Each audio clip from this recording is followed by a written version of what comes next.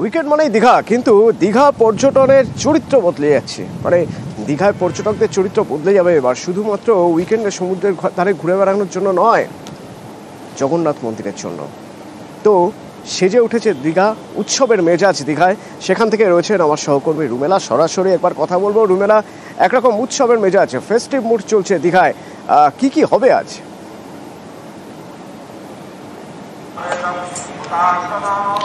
দেখো, আজই সেই দিন, মহাযজ্ঞের সেই দিন, যেখানে প্রধান যজমান হিসেবে সেই মহাযজ্ঞে পুণ্যাহুতি দেবেন স্বয়ং মুখ্যমন্ত্রী মমতা বন্দ্যোপাধ্যায়। এবং আগামীকাল বিগ্রহের প্রাণ প্রতিষ্ঠার পর তার স্নান, বিগ্রহের স্নান, আর তারপর পরিধান, বিগ্রহের পরিধান কর্মসূচির পর তারপরে এই মন্দিরের দ্বারোদ্ঘাটন। কিন্তু কালারফুল ছবি আমরা দেখছি এই দীঘাতেই।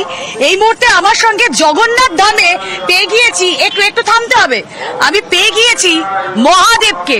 তা মহাদেব, এখানে জগন্নাথ ধামে মহাদেব বেশে কেন, জগন্নাথ বেশে নয় কেন?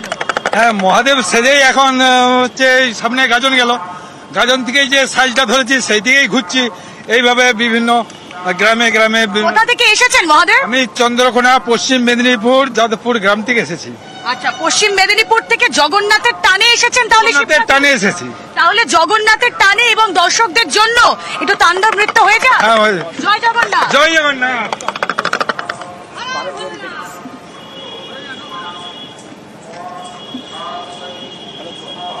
পশ্চিম মেদিনীপুরের চন্দ্রকোনা থেকে মহাদেব চলে এসেছেন, শিব ঠাকুর চলে এসেছেন এই উৎসবে সামিল হতে।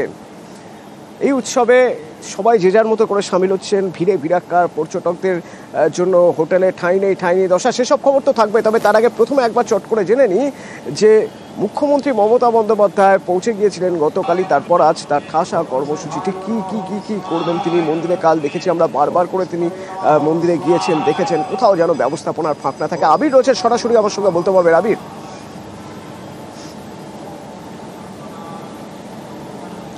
অতনু, তোমাকে জানিয়ে রাখি যে রাজ্য মন্ত্রিসভা যে সমস্ত সদস্যদেরকে দায়িত্ব দেওয়া হয়েছে, সেই সমস্ত মন্ত্রীরা ইতিমধ্যে একে একে মন্দির প্রাঙ্গণে তারা এসে উপস্থিত হতে শুরু করে দিয়েছেন।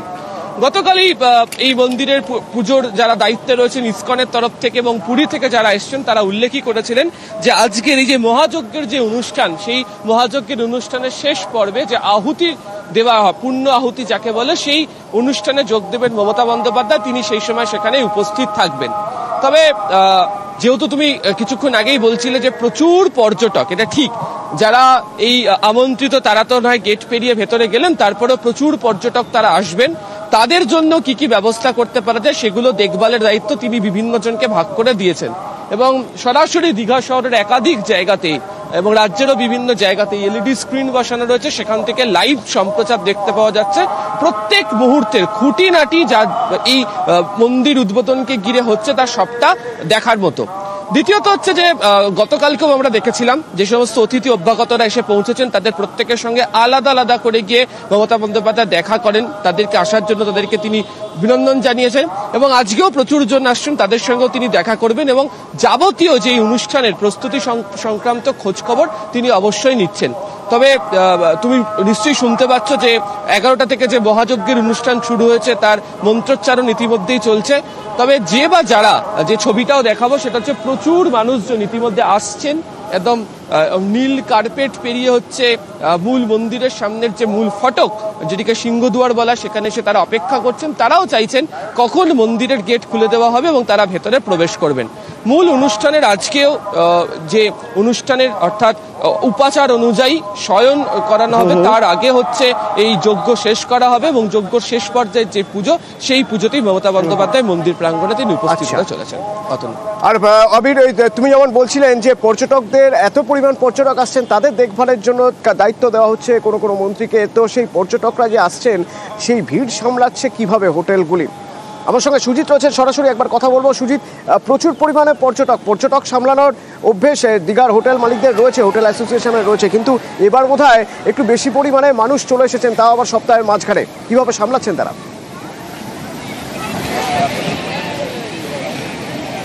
সামলাতে তাদের হিমশিম খেতে হচ্ছে। রুম নাই, ঠাঁই নাই, একথা তারা কিন্তু বলতেই আছেন। কিন্তু নাছোড় পর্যটকরা তারা কিন্তু এই সুযোগ ছাড়তে নারাজ। তারা তো আসেন, বছর ভর আসেন, তারা সমুদ্র দেখেন অতনু, কিন্তু সমুদ্রের সাথে পড়শি রাজ্য উড়িষ্যার মতো, পুরীর মতো যে মন্দির, জগন্নাথ মন্দির দেখা যাবে, এবং তার আবার এই শুভ ক্ষণ যখন কিনা উদ্বোধন হবে, সেই বিষয়টিকে কিন্তু তারা মাথায় রেখে জড়ো হয়েছেন। ওল্ড দীঘা থেকে new Digha, Udaipur sea beach থেকে যেখানেই তুমি চোখ রাখবে, আমরা যে ছবি সকাল থেকে দেখাচ্ছি সেখানেই দেখা যাবে সমুদ্র স্নান আর জগন্নাথ মন্দির দেখা। আজ হোমযজ্ঞ শুরু হয়েছে, কিন্তু পর্যটকরা তার আগে বলা যায় যে রথ দেখা কলা বেচার মতো তারা কিন্তু হাজির হয়ে গেছেন এই সমুদ্র স্নানে।